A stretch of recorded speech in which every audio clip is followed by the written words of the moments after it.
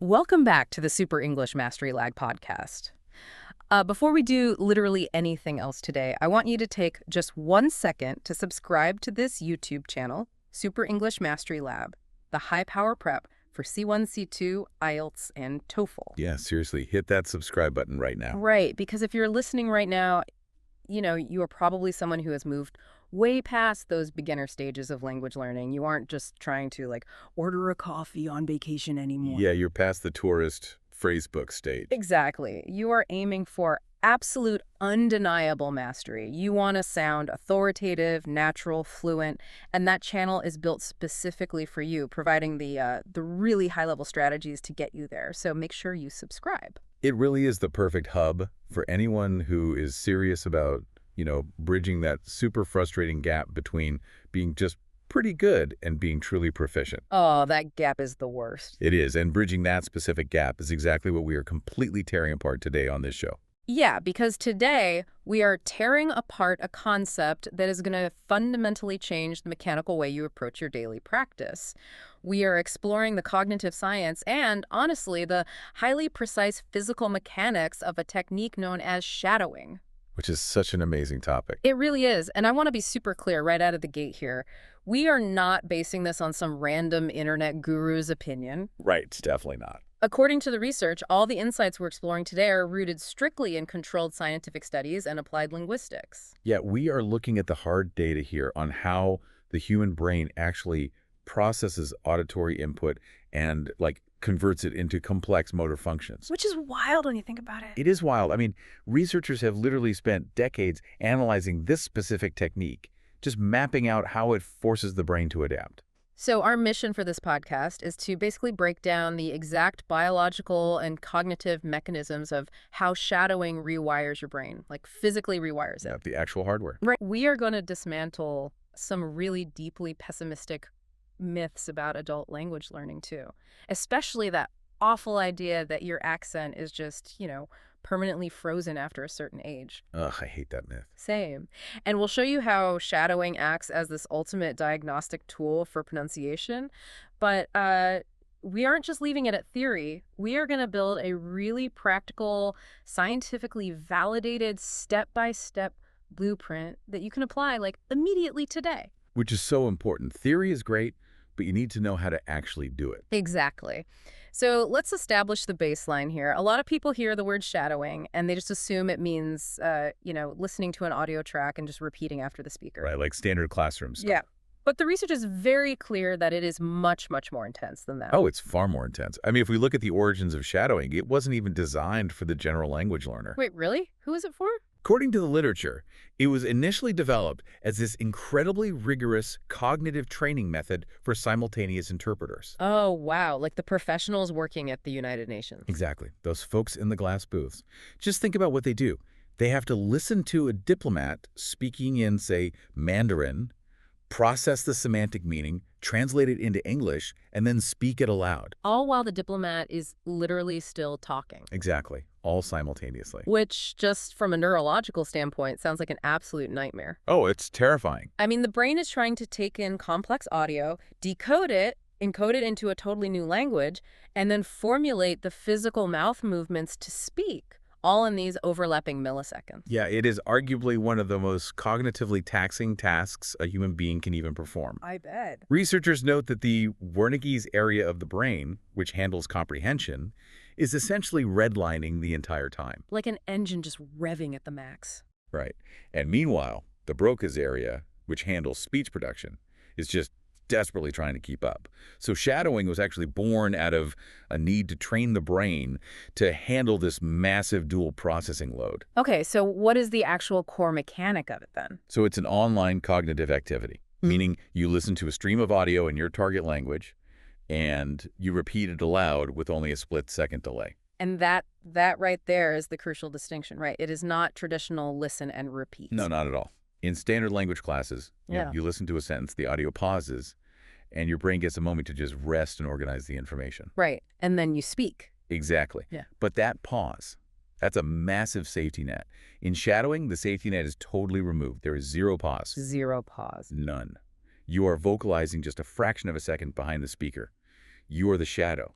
If they speed up, you speed up. If they pause for breath, you pause for a breath. Exactly. You are continuously tracking their acoustic output. I always think about what it's like when you're driving, right? And a really fast, complex rap song comes on the radio. Oh, yeah, that's a great example. Like, you know the song, but you don't know the lyrics perfectly by heart. But you try to sing along anyway, and you end up just a millisecond behind the artist. Yep, you're just riding their coattails. Right. You are catching the rhythm, the rhyme, those sudden drops in pitch just as they execute them. You're basically riding the physical momentum of their voice. That's exactly what it feels like. But okay, here's my immediate pushback on this. If I'm doing that with a really dense piece of foreign language audio, doesn't my brain just completely panic? Oh, absolutely it does. I mean, mimicking sounds at that speed without having the time to understand the vocabulary just seems like a recipe for total cognitive overload. Well, it would be if you just jump straight into the deep end. Your intuition is completely spot on. The brain has a hard bottleneck for how much novel information it can process all at once.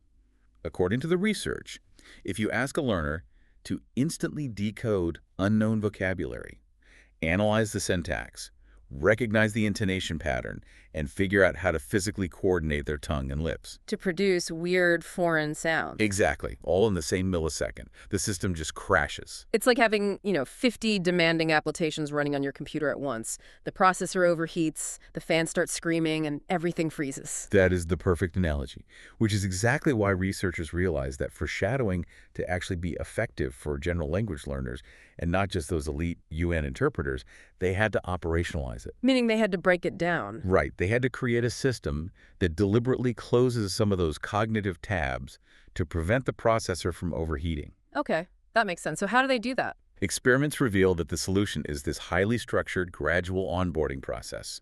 It consists of 7 specific steps. 7 steps. Okay. Yeah. The brain basically prevents that auditory panic by isolating variables just one at a time. All right. Well, for the listener who is ready to try this today, what is the actual sequence? Like, how do we hack this cognitive load? Well, the process starts really gently. Step 1 is simply listening. Just listening. Just listening. You play the target audio, maybe, a short 1-minute clip, and you just listen to it a couple of times. You are not trying to memorize it. You are just listening for the gist. So the goal here is literally just to lower the affective filter. You're letting your brain get comfortable with the environment. Exactly. Like the speed of the speaker, the tone of their voice, just getting a feel for the general topic without any pressure. That's a great way to frame it. You are orienting the brain so it isn't completely shocked by the acoustic environment later on. Okay, got it. What's step 2? Then step 2 is parallel reading. This is where you actually begin to shadow the audio, but you have a really crucial crutch. You are following along with a written transcript. Okay. This makes total sense neurologically. You are using the visual cortex to support the auditory cortex. Right, you're giving the brain a visual anchor. Yeah. Like if a word just sounds like a crazy blur of consonants, seeing it written down anchors that blur into a specific visual symbol, it makes it instantly recognizable. It massively reduces the auditory processing load. You don't have to guess what the sound actually is. Okay, what comes next? Step 3 is where things get physically interesting. It's called mumbling. Mumbling, like under your breath. Yeah, it's also known in the literature as silent or soft shadowing. So you are following the audio, you are looking at the script, but you are not fully vocalizing. You're just mouthing the words or whispering them super softly. We are definitely going to have to circle back to that one. Oh, we will. Because whispering just sounds totally counterintuitive if your ultimate goal is to speak well. It is highly debated, and we will definitely unpack the mechanics of it. But just moving on to step 4 for now, step 4 is checking understanding. And this is the only step in the entire process where you actually hit the pause button. Really, the only pause. So this is where the semantic processing finally happens. Yep. Up until now, we've basically been completely ignoring what the words actually mean. Which is the secret to managing the cognitive load, right? Exactly. By delaying the semantic processing until step 4, you free up all that brain power in the earlier steps to just focus purely on the sound. That is so smart. So in step 4, you pull out your dictionary, you check the translations, you figure out any grammar instructions that confuse you, and you clarify any specific sounds. You're finally mapping the actual meaning onto the acoustics. Exactly. I just love the compartmentalization here. You aren't multitasking at all. You are single-tasking sequentially. It's the only way the brain can handle it. So once the meaning is fully mapped, step 5 is synchronized reading. Synchronized reading. So we are reading aloud now. Yes. You have the script in front of you, but now you are reading aloud in a full projected voice. Yeah. And you are perfectly synchronized with the native speaker. Okay, so you're combining the visual support with full motor execution. Exactly. It's like taking the training wheels off the vocal cords, but keeping the visual safety net of the script. That's it. Perfectly. And then step 6 is the major leap. It's called prosody shadowing. Prosody shadowing. Okay. You take the written script and you completely put it away. Oh, wow. So the safety net is gone. Gone. You are now shadowing entirely by ear at full volume, and your primary focus shifts to the suppressed segmental features. Super segmental. Yeah, like the music, the rhythm, the emotional cadence of the language. So you are flying blind at this point, basically trusting the neural pathways you've built in those first 5 steps. Exactly. You are just riding the wave of the sound. Right. And finally, step 7 is metacognitive evaluation. Metacognitive evaluation.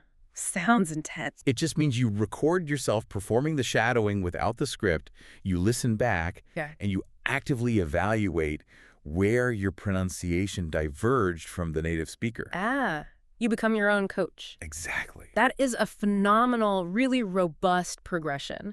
I mean, it takes something that seems impossibly chaotic, simultaneous vocal echoing, and turns it into this almost surgical procedure. It really is surgical. But I want to pull on a thread we touched on a moment ago, because it seems to be like the most contentious part of this entire 7-step architecture in the scientific community. Let me guess. Step 3. Step 3. The mumbling phase. The silent shadowing debate. Yeah. It is a massive point of discussion in applied linguistics because, according to researchers, mumbling has this profound dual nature. Dual nature. Yeah, it is simultaneously a really crucial cognitive bridge and a super dangerous physical trap, totally depending on how you use it. Okay, let's start with the bridge part. Because if I'm trying to master the really precise articulation of a high-level English speaker, why would researchers ever suggest that I sit at my desk and just whisper? Right. To understand the benefit, we have to look at a phenomenon researchers call listening breakdown. Listening breakdown. Yeah. When you are dealing with a foreign language, especially at native speed, your auditory processing system is working major overtime. Sure. The phones are coming in, the brain is frantically trying to segment continuous speech into individual words, and is looking for syntactic boundaries all at the same time. It's doing a lot of heavy lifting. Exactly. And if you add the physical requirement of full-volume speech production on top of that, the system just gets completely overwhelmed and the auditory signal simply drops. Oh, I've absolutely experienced this. You're trying to repeat what someone is saying, and suddenly their voice just turns into, like, the Charlie Brown teacher noise. Yes. Right. You just completely lose the thread of the sentence. That is listening breakdown. And mumbling prevents this by drastically reducing what's called auditory interference. Auditory interference, so my own voice getting in the way. Basically, when you speak at full volume, your own voice travels not just through the air, but literally through the bones in your skull. Oh, bone conduction. Exactly, bone conduction. And this internal noise is loud. It can incredibly easily mask the really subtle acoustic cues of the native speaker you are trying to listen to. Oh, so by dropping your volume to a whisper, or even just mouthing the words, you get to physically trace the rhythm of the sentence without creating this wall of sound that blocks the incoming audio. You nailed it. So mumbling basically allows me to keep my ear perfectly tuned to the model while just lightly waking up the motor pathways in my mouth. Exactly. It's kind of like a golfer, right? Yeah. Taking a really light, slow-motion practice swing just to feel the mechanics without actually trying to hit the ball. That captures the cognitive benefit perfectly. You're mapping the rhythm without the interference. But then where does the controversy come in? Well, the controversy arises because linguistic experts issue a very severe warning here. If you stop at mumbling, or if it becomes your default mode of practice, you are actively sabotaging your long-term fluency. Wait, really? How so? Because if it helps me process the audio, why not just stick with it? Because shadowing is fundamentally not just a mental decoding exercise. According to the research, it is meant to be a really intense full-body workout for your articulatory mechanics. A full-body workout? Yeah. Speech is physical. It involves the diaphragm, the vocal cords, the tongue, the lips, the jaw, the soft palate. It's basically gymnastics for your It face. is. And when you learn a new language, you are required to produce phonemes that literally do not exist in your native tongue. Your facial muscles have never had to move in those specific combinations before. It's totally athletic. I mean, if I want to learn to do a backflip, watching a video of a backflip and just twitching my legs on the couch isn't going to build the fast twitch muscle fibers required to actually rotate my body in the air. Exactly. And if you only ever mumble, you are physically training your facial muscles to be weak. Wow. The research literature actually uses the term timid and unclear to describe the mouth mechanics of chronic mumblers. Timid and unclear. That is a brutal description. It is, but it's accurate. You are reinforcing a habit of underarticulation.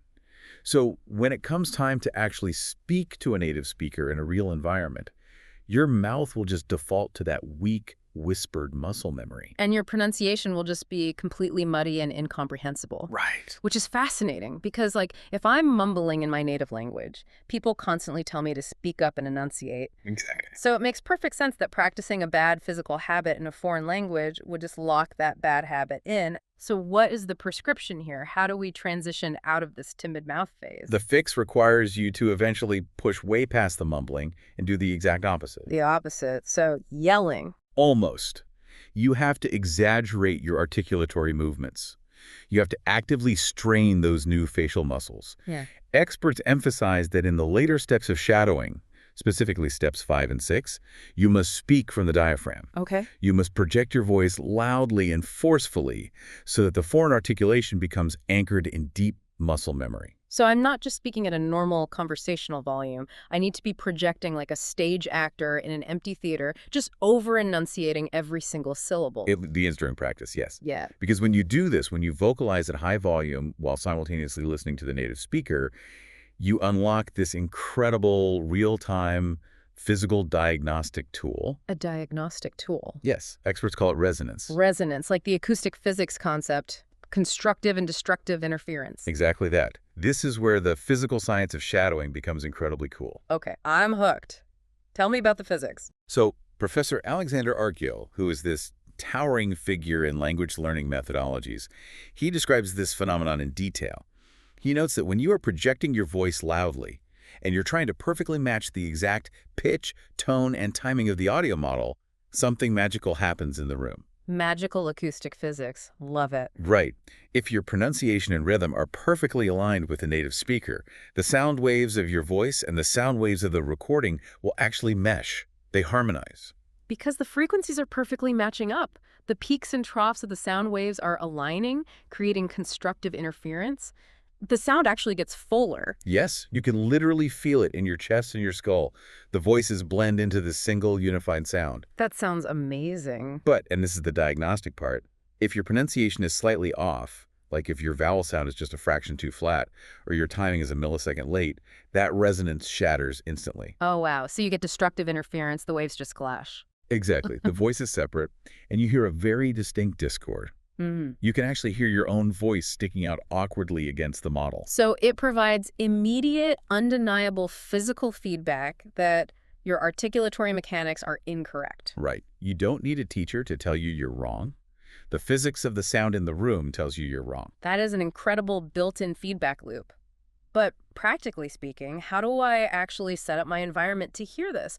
Because I mean, if I just play the audio out of my laptop speakers and yell over it, the acoustics of the room are going to turn everything to mush, right? I won't be able to hear those subtle frequency clashes. Which is exactly why the research mandates the use of high-quality headphones. Headphones, okay. Yeah, this is a totally non-negotiable part of the setup. You absolutely must isolate the auditory input. So by wearing headphones, the pristine audio of the native speaker is channeled directly into your auditory cortex without bouncing off the walls of the room. Exactly. And meanwhile, because you are speaking loudly from the diaphragm, your own voice reaches your ears primarily through that bone conduction we talked about and just the ambient air around the headphones. Okay, I see. This creates the perfect laboratory environment right inside your head to perceive that resonance or dissonance. It's basically an acoustic-controlled experiment every single time you open your mouth. It really is. So just to synthesize this progression really quickly, Mumbling is the on-ramp. It's the cognitive bridge that allows you to absorb the rhythm without your own voice causing auditory interference. Perfect summary.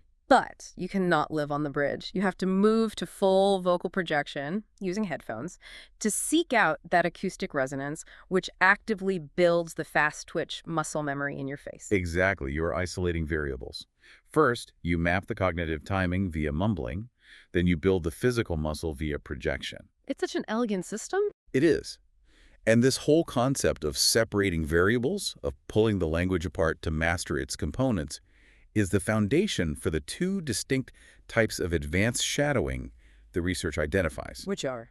Prosody shadowing and content shadowing. Okay, we briefly touched on prosody earlier in the 7 steps, but let's really unpack this. Because for anyone trying to sound natural, this seems to be where the real magic happens. We are essentially dividing the language into the music and the meaning. That's a great way to think of it. Let's start with the music. What is prosodic shadowing fundamentally doing? So prosodic shadowing focuses entirely on what linguists refer to as suprasegmental features. Suprasegmental. Break that down for us. Sure, for those who haven't dug into the linguistic terminology, segmental refers to the individual segments of sound, so the specific consonants and vowels. The literal letters, basically. Right, so suprasegmental means everything that rides above the individual letters and words. Above the segments. Exactly. It is the intonation contour, the stress patterns, the rhythm, the pacing, the pauses. It is the underlying melody of the language. It's like what you hear if you listen to two people arguing in a language you don't speak, but through a thick wall. Oh, totally. Like you can't make out a single word, but you can clearly hear the anger, the rising pitch of the questions, the sharp staccato rhythm of the defense. You hear the architecture of the emotion. And mastering that architecture is often the absolute hardest part for adult learning. Oh, for sure. Crucially, the research shows that prosodic shadowing must be done completely without a written script. No script at all. None. You are deliberately blinding your visual processing so that your auditory processing takes over completely. Which makes sense because if I'm looking at the words on a page, my brain is instinctively going to apply the rhythm of my native language to those letters, right? 100%. Like if an English speaker looks at a page of written French, their brain is going to try to stress the syllables the way they would in English, which instantly destroys the French melody. It butchers it. By removing the text, you completely remove that native language interference. Yeah. You aren't processing meaning at all. You're purely acoustic tracking. So if the speaker's pitch spikes on a specific syllable, your pitch spikes. If they swallow the end of a sentence, you swallow the end of the sentence. Exactly. You're just mirroring the sound wave. We brought up the rap analogy earlier, but for prosodic shadowing, it really feels more like a jazz musician. Oh, I like that. How so? Well, before a jazz saxophonist ever looks at the sheet music for a really complex solo, they just listen to the recording over and over. They hum it, they tap their foot to it, they internalize the groove, the swing, the bounce of the notes. They want the music in their bones before they even care about the exact notes. That analogy aligns perfectly with the cognitive science here. Yeah. The rhythm of a language is completely foundational. Yeah. In fact, the research literature explicitly states that prosodic shadowing impregnates the brain with the cadence and melody of the target language. Impregnates the brain. That is a strong verb. It is. It lays down the rhythmic tracks deeply. And once those rhythmic tracks are fully laid, the brain is finally ready for the second phase, which is content shadowing. Okay, so this is where we finally bring the meaning back into the picture. We've mastered the jazz groove. Now we are sitting down with the sheet music to learn the exact notes we need to play within that groove. Precisely. Content shadowing focuses on the lexical content, so the semantics, the syntax, and the individual words. In linguistic terms, researchers use this stage for segmental calibration. Segmental calibration. So now we are diving down beneath the melody to fix the individual consonants and vowels. Yes, you are fine-tuning the exact phonetic output. So making sure your rolled R is super crisp or your aspirated T is sharp. Right. You are layering the precise meaning and the exact articulation back into the rhythmic framework that you've already automated. Okay. And the research highlights exactly why this order music first, then meaning is completely non-negotiable. Let me guess. Cognitive overload again. Always cognitive overload. If you try to calibrate the microscopic position of your tongue for a specific vowel sound while simultaneously trying to calculate the overarching emotional intonation of a 15-word sentence, It's too much. way too much. Your brain simply cannot allocate enough processing power to do both well. And the result is that you end up sounding totally robotic. Exactly. You sound like a textbook come to life. You might get the vowels right, but your rhythm is entirely flat and disjointed because you are just overcomputing the segments. But when you separate them, when you automate the music through prosodic shadowing, and then drop the calibrated segments into that automated rhythm experiments, reveal a massive transformation in the learner's output. Like what kind of transformation? The research points to two very specific outcomes. Yeah. A huge increase in speech rate and a dramatic reduction in hesitation markers. Hesitation markers. We're talking about those sudden awkward pauses in the middle of a thought while the speaker looks up at the ceiling searching for a word. Yes, exactly. And the mechanism behind why shadowing actually cures this is so fascinating. Okay, hit me. Shadowing leads to the automatization of speech. By physically repeating the intricate motor patterns of the language over and over in real time, you transition those movements from conscious, effortful control to subconscious automatic control. Okay, this is totally like driving a manual transmission car. Oh yes, perfect example. Like when you first learn to drive a stick shift, you have to actively think about every step. Yeah. Okay, off the gas, clutch in, move the stick to third, ease off the clutch, add gas. Right, it takes 100% of your focus. Exactly. If someone asks you a question while you're shifting, you stall the car. But after a year, your foot and hand just do it automatically while you're drinking coffee and having a deep philosophical debate with your passenger. Exactly. Automatization frees up your working memory. When the physical production of the language, the how to say it, is fully automated, your brain suddenly has all this excess cognitive capacity available. Oh, I see. It redirects that saved brain power into conceptualizing what you want to say. You stop hesitating because your brain isn't frantically searching for the motor command for a specific sound anymore. The motor command is just waiting there, ready to deploy. Exactly. That is the ultimate goal, isn't it? To speak a second language without that exhausting internal translation delay? It really is. But here's where I want to push this to the next level. Because we've talked about cognitive load and building muscle memory in the face. But the research you brought suggests that this intense, repetitive acoustic tracking isn't just about soft skills or software updates in the mind. No, it is not. It literally alters the physical hardware of the brain. This is where the science steps completely out of linguistics and into neuroanatomy, and it is truly mind-blowing. We are talking about profound neuroplasticity. Neuroplasticity. Yes, and what's most exciting is that the experiments reveal these structural changes occurring specifically in adult brains, including adults well over the age of 50. Wait, really? So we aren't just talking about a 5-year-old whose brain is basically a sponge? No, we are talking about mature, fully developed brains. What exactly is physically changing inside the skull? Shadowing has been shown to positively influence both white matter and gray matter structures in the brain. Okay, let's break that down for the audience because those terms get thrown around a lot in pop science. What is the actual functional difference between the gray matter and the white matter in this specific context? Okay, so to use a computing analogy, the gray matter consists of the neuronal cell bodies, the dendrites, and the synapses. Okay. This is where the actual processing and computation takes place. It's the computer chips. The processors. Got it. And the white matter. The white matter is made up of bundles of myelinated axons. These are the physical pathways that connect different regions of gray matter together. So they're like the high-speed fiber optic cables of the brain. Exactly. So gray matter does the thinking, and white matter handles the communication between the thinking centers.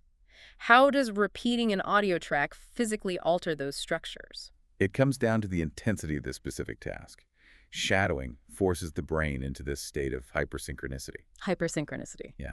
The auditory cortex is receiving the sound, the vernix area is processing the phonology, the motor cortex is planning the mouth movements, and the Broca's area is executing the speech. That's a lot of areas working at once. Right. And these regions are firing simultaneously, millisecond by millisecond. When neurons fire together continuously at that high of a frequency, the brain responds by reinforcing the connections. It's that classic neuroscience rule, right? Neurons that fire together wire together. Precisely. In the white matter, this simultaneous firing stimulates glial cells, specifically oligodendrocytes, to wrap more myelin around the axons. Myelin being that fatty insulating sheath. Exactly.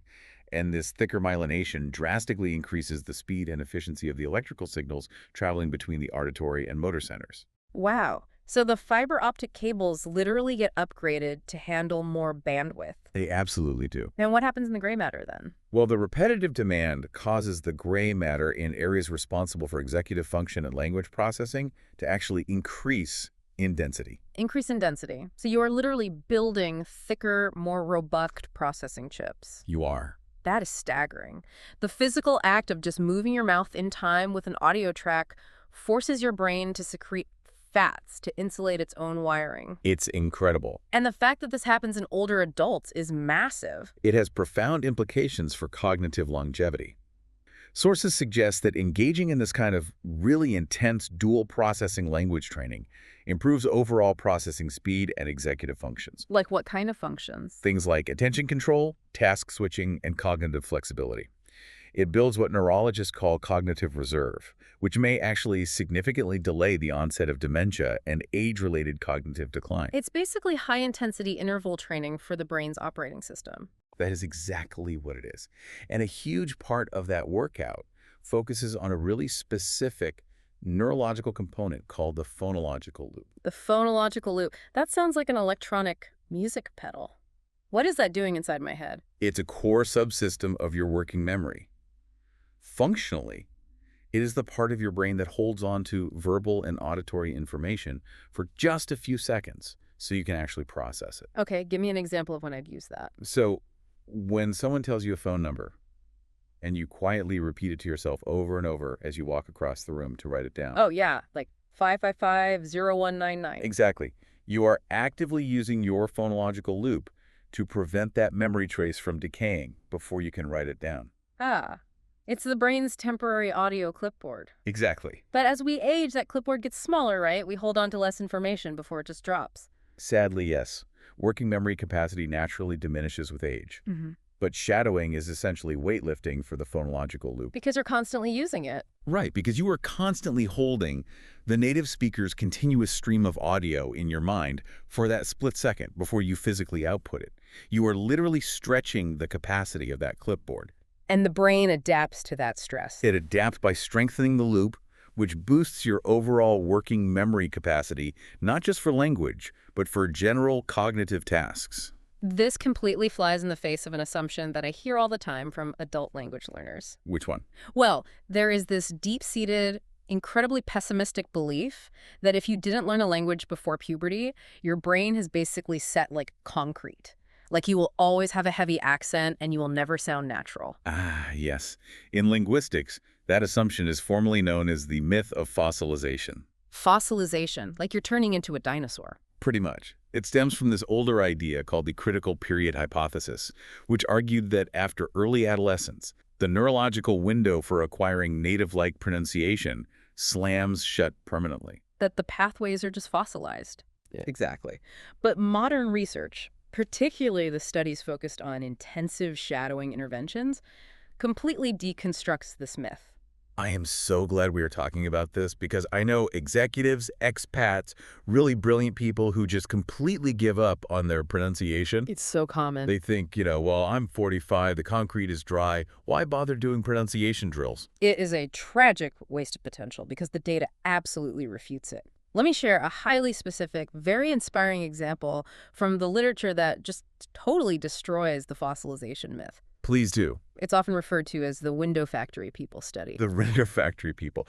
Okay, set the scene for us. Who are we talking about here? So researchers studied a specific group of adult immigrants who were working in a window manufacturing factory in Canada. Okay. These were individuals who had lived in an English-speaking environment for an average of 19 years. Wait, 19 years? 19 years. For nearly 2 decades, they had been interacting, working, and speaking in English on a daily basis. 19 years of daily immersion? I mean, that sounds like they should be perfectly fluent.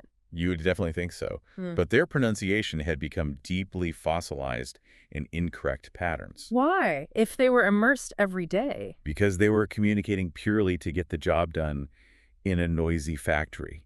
No one was correcting their specific phonetics. They were just trying to be understood enough to build the windows. Ah, right. So they had essentially cemented 19 years worth of bad habits into their neural pathways. Exactly. Their pronunciation was so ingrained that it heavily impacted their comprehensibility. They were actually very difficult for native speakers to understand. Man, if the fossilization theory is true, these people are the ultimate proof of it, right? 19 years of cementing a neural pathway is the literal definition of concrete. You can't just undo 2 decades of physical muscle memory. Right. Under the old pessimistic theories, these individuals would be deemed completely beyond help. But the researchers didn't accept that. So what did they do? They introduced a targeted, intensive shadowing intervention for these exact factory workers. Okay, and what were the results? The results were revolutionary. After a relatively short period of focused shadowing practice, these adults showed dramatic, statistically significant improvements in their comprehensibility. Wait, dramatic improvements after nearly 2 decades of being stuck? Yes. The native speakers who evaluated them noted a profound clarity in their speech that just hadn't been there for almost 20 years. That is unbelievable. It proved definitively that old dogs can indeed learn new tricks. The physical architecture of their brains, the myelination of their white matter, the density of their gray matter, and the motor patterns of their facial muscles were still entirely capable of radical structural change. That is an incredible paradigm shift. I mean, it completely invalidates the excuse of, I'm too old for this. It totally does. The hardware works. The brain is willing to secrete the myelin and rewire the pathways at age 50, just as it is at age 15, provided the stimulus is intense enough. The stimulus is the key. The hardware is ready, which actually pivots the conversation entirely. Pivots it how? Well, if neurology isn't the insurmountable barrier, what is keeping adults from achieving fluency? Oh, that's a great question. The research shifts the challenge away from neuroanatomy and places it squarely in the realm of psychology. It becomes a question of how older adults actually navigate the emotional vulnerability of learning. Oh, this is the real hurdle. It's the ego, isn't it? Yep, the ego. Like if you look at a 5-year-old learning a language, they have zero shame. They will babble, make a weird sound, fall over, laugh, and just try again. Exactly. Kids don't care. But a 50-year-old executive who is, highly respected in their field and used to being totally competent all day, they're going to feel deeply uncomfortable sitting in a room making exaggerated, cartoonish mouth movements and sounding like a toddler. Oh, absolutely. Yeah. The affective filter, which is basically the anxiety and fear of looking foolish, is sky high for adults. The psychological barrier is massive. And this brings us into a specialized field of study known as andragogy. Andragogy, as opposed to pedagogy. Yes. Pedagogy is the method and practice of teaching children. Andragogy is the specific framework for understanding how adults learn. Got it. Because adults aren't just large children. Exactly. Their cognitive and emotional needs in a learning environment are fundamentally different.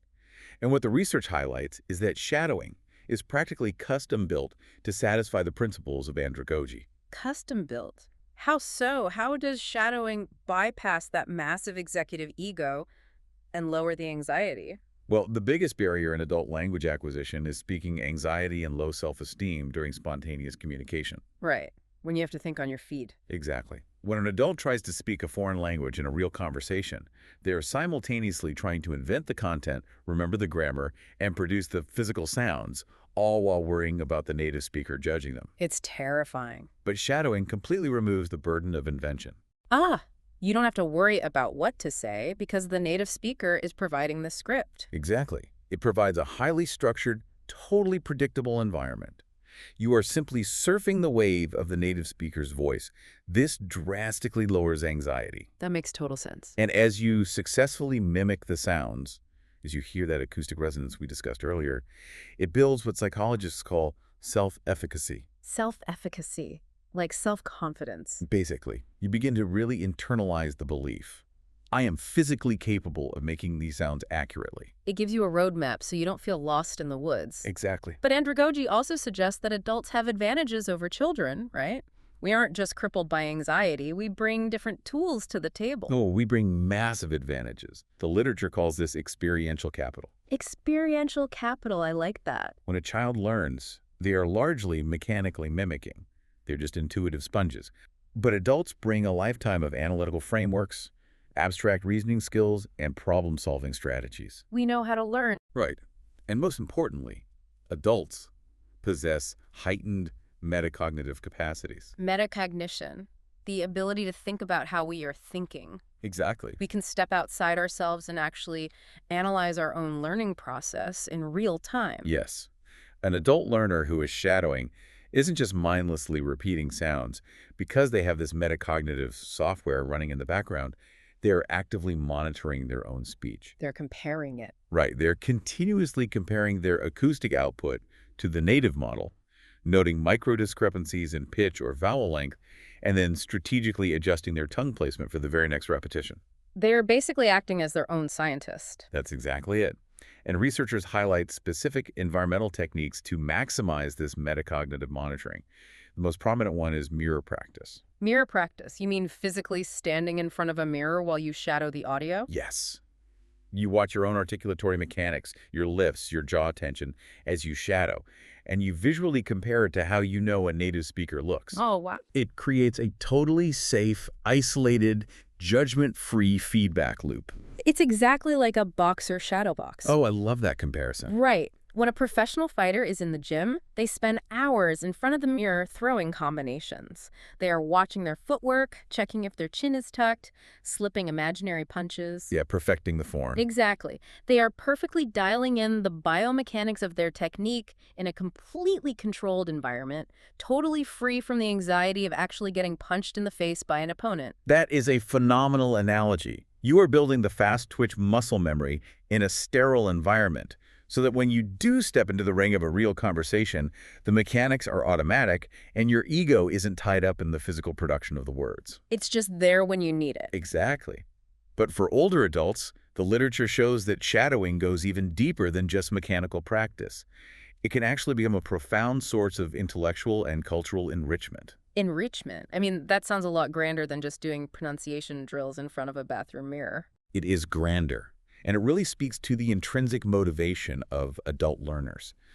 Let me detail how Professor Alexander R. Gills, who is an older adult himself, utilizes this. The same guy who talked about resonance. Yes, the same guy. He doesn't just use shadowing to drill grammar. He uses it to literally live audiobooks and complex literature. What does it mean to live an audiobook through shadowing? Well, when you just passively read a great piece of literature in a foreign language, you are kind of viewing it from the outside. Yeah. Right? Right. But Argills finds that by prosodically shadowing, a highly skilled native narrator reading, say, a classic novel or a famous historical speech, he is essentially stepping inside the narrator's interpretation. Wow. So you are physically adopting their breathing patterns, their emotional inflections, the specific way they pause for dramatic effect. Exactly. You are feeling the cultural nuances of the text from the inside out. Yeah. You are embodying the anger, the sorrow, or the joy of the language. That is amazing. It completely transforms a mechanical drill into an artistic, deeply immersive experience. You are physically embodying the culture. That is a beautiful way to frame it. It shifts the mindset entirely. You aren't doing homework, you are acting. You are stepping into a completely different persona. Right. And combined with this deep intellectual immersion, there is a fascinating finding in the research regarding the physical materials older learners prefer to use. Oh, what do they prefer?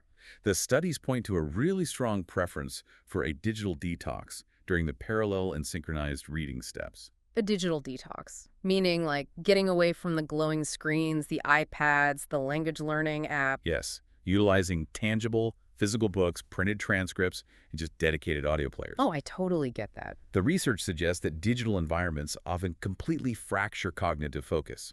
Apps are built with all these gamified bells and whistles, push notifications and endless scrolling interfaces. Which just creates a high level of ambient cognitive load. Exactly. I completely agree with that. If I'm trying to hold a really complex phonological loop in my head, and I'm trying to match the acoustic resonance of a speaker, the absolute last thing my brain needs is a pop-up notification from an email, or the subconscious urge to swipe to the next screen. It just shatters your focus. It does. There is something profoundly grounding about holding a physical piece of paper, tracking the ink with your index finger, and just listening to the audio. A physical book anchors your focus. It creates this bounded, distraction-free environment that actually allows the metacognitive monitoring and the deep neuroplastic changes to occur efficiently. Okay, so let's summarize where we stand right now. We have established that the adult brain is fundamentally primed for this. The myelination works, the fossilization myth is totally busted. Yep. We know how to clear the psychological hurdles. We're using mirror practice to bypass the ego, and we are tapping into our experiential capital as adults. Mm. So the final critical piece of the puzzle is the actual blueprint. How does a listener take all this crazy neuroscience and apply it starting tomorrow morning without burning out and just quitting by Friday? Because implementation is definitely where most learners fail. Right. Shadowing is highly praised for its accessibility. I mean, you literally just need audio in your voice. But the research identifies very clear, very dangerous pitfalls that will completely destroy motivation if you don't have a strict blueprint. Let's map the minefield then. What is the first major trap people fall into? The first trap is auditory overwhelm, caused by a total lack of scaffolding. Scaffolding, like in construction, building a temporary platform to support a structure until it can stand on its own. That is exactly the metaphor. In adult language learning, scaffolding means deliberately modifying the input before you ever attempt pure, blind, prosodic shadowing. Oh, okay. If a beginner or even an intermediate learner takes a native speed, highly complex news broadcast and tries to shadow it completely blind on day one, the cognitive overload we discussed earlier hits them like a freight train. The listening breakdown is absolute. Absolute. They get frustrated, feel completely incompetent, and they just quit immediately. So how do we effectively scaffold the audio to prevent that? You must use graded materials initially. Graded material. Yeah. This means using audio that is perhaps articulated slightly more clearly, or maybe spoken at 90% of native speed. Okay, slowing it down slightly. Right. And more importantly, you must rely heavily on the written scripts, that parallel reading step to map the auditory input to visual symbols before you ever try to drop the script. You basically have to earn the right to shadow the fast, complex audio blindly. That makes perfect sense. You build the capacity gradually. But what about the actual parameters of a daily session? This is important. Because if this technique genuinely rewires white matter and cures fossilization, my instinct is to just lock myself in a room and do it for 3 hours a day. Which is the second major pitfall. These scientifically backed implementation rules are incredibly strict about time limits. No, really? The research dictates that a shadowing session should only last between 5 to 15 minutes. Maximum. 15 minutes, seriously. That feels incredibly short for something so effective. Why is there a hard ceiling on the time? It comes down to the biology of cognitive fatigue. Just remember the sheer computational power your brain is utilizing during this. Right. The 50 apps running at once. Exactly. You are processing novel auditory input, holding it in the phonological loop, decoding semantic meaning, planning complex non-native motor commands in the facial muscles, executing those commands loudly, and using metacognition to monitor the acoustic resonance. All simultaneously, millisecond by millisecond? The metabolic demand on the brain is absolutely enormous. Studies show that after about 15 minutes of this hyper-synchronized processing, attention degrades incredibly rapidly. Oh, so things start falling apart. Yes, your phonological loop gets sloppy, Yeah. your facial muscles fatigue, and you stop projecting from the diaphragm. And if you keep going while fatigued, you are just myelinating your own mistakes. Exactly. You are practicing the timid mouth all over again. Ugh. So short, high-intensity, perfectly executed bursts are vastly superior to these long, exhausting marathons that just reinforce poor mechanics. 100%. Okay, so 15 minutes is the absolute cap. But what am I actually doing in those 15 minutes? Am I just playing a 15-minute podcast and shadowing it straight through? No. And this brings us to the third rule of the blueprint. The research suggests focusing on very small chunks of audio. A clip lasting 30 seconds to a maximum of 1 minute is ideal. 30 seconds. Wow, that is brief. It is. You are going to loop that short clip. But crucially, the repetitions of that single audio clip must be capped at 6 to 8 times per session. Wait, I'm looping a 30-second clip 6 to 8 times? Yes. But the research literature literally compares shadowing to lifting weights at the gym, right? Doing 8 reps of the exact same 30 seconds of audio sounds just mind-numbingly tedious. It definitely can be if you do it wrong. How does a learner prevent crossing the boredom threshold? Because if I get bored, my brain just tunes out and the neuroplasticity stops, right? The boredom threshold is a massive danger. The biology of habituation means that if you just mindlessly parrot the exact same stimulus, the brain stops paying attention and absolutely stops reinforcing the synapses. So how do we fix it? The secret to preventing habituation And essentially gamifying the entire process lies in integrating the 7-step process we discussed at the very beginning. Oh, you map the steps to the repetitions. Exactly. Yeah. You are never just doing the exact same thing twice. You shift the cognitive objective of every single repetition. Okay, walk me through that. So, repetition 1 is step 1, just listening for the gist. You're relaxing and mapping the acoustic environment. Okay. And then repetition 2 is parallel reading. So now I'm bringing my visual cortex online, looking at the script and typing the sounds to the words. Right. Repetition 3 is the mumbling phase. You are lightly tracing the rhythm with your mouth, acting as a cognitive bridge, and preventing auditory interference. Then repetition 4 is checking understanding. So I'm finally pausing to decode the semantics and grammar. Yes. Repetition 5 is synchronized reading. Now I'm taking the training wheels off the vocal cords, projecting loudly from the diaphragm, looking for that acoustic resonance, but I still have the script. Okay. And then repetition 6 is prosodic shadowing.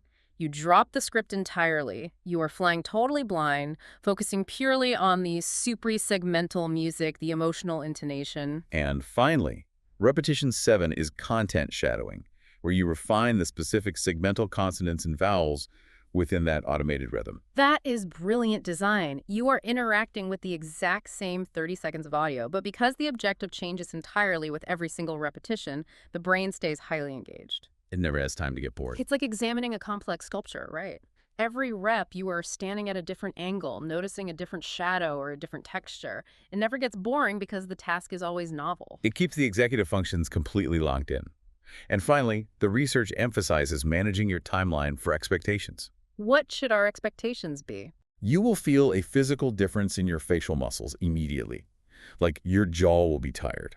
But to achieve durable, permanent results in your fluency, to truly automate the speech and rewire that white matter, interventions must be sustained daily for at least 6 to 8 weeks. 6 to 8 weeks of 15-minute daily practice. Yes, that is the biological time required for the myelin sheaths to fully thicken and for the motor patterns to transition from conscious effort to subconscious habit. So if you do it intensely for just 2 weeks and then quit, the synaptic gains will just fade. They will fade. You absolutely must commit to the structural timeline of the brain. Okay, let's bring this all together. What an incredible, truly mechanical deep dive this has been. I mean, we started with the sheer cognitive load of simultaneous interpreters and how that 7-step process acted a pressure valve to keep the brain from crashing. We navigated the nuances of the mumbling debate, too, understanding it as a totally necessary cognitive bridge to map rhythm, but recognizing the real danger of the timid mouth.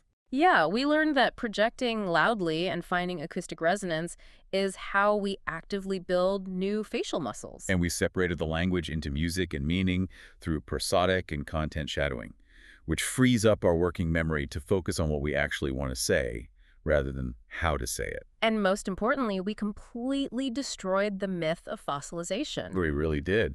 The Window Factory study proved that whether you are 25 or 55, your white and gray matter is primed and ready to adapt. By understanding adult psychology, utilizing mirror practice, and sticking strictly to that 15-minute, highly gamified blueprint, you bypass anxiety and literally force your brain to evolve. It is a complete, scientifically validated system for taking control of your own fluency. And as we wrap up this show today, I want to leave you, the listener, with a slightly more philosophical thought to chew on. Oh, I like a good philosophical question. Right. We've spent an hour talking about how deeply this technique impacts you on a physical, cellular level. If shadowing a new language can literally dictate how your brain secretes myelin, increase the density of your gray matter, and fundamentally alter the muscular structure of your face, it raises a fascinating question about identity. Identity, yeah. To what extent is your current self just a physical, neurological echo of your native language? And by deliberately adopting the acoustics, the rhythm, and the physical posture of a foreign language, are you essentially shadowing an entirely new version of yourself into existence? Wow. That is a really profound implication to carry into your next practice session. It really is. Well, it has been a phenomenal discussion. Thank you so much for joining us on the show. Remember, the science has proven that your brain is capable, and you now have the exact blueprint to make it happen. You are fully equipped to take your learning entirely into your own hands. Get out there, find your audio, and start shadowing. We'll see you next time.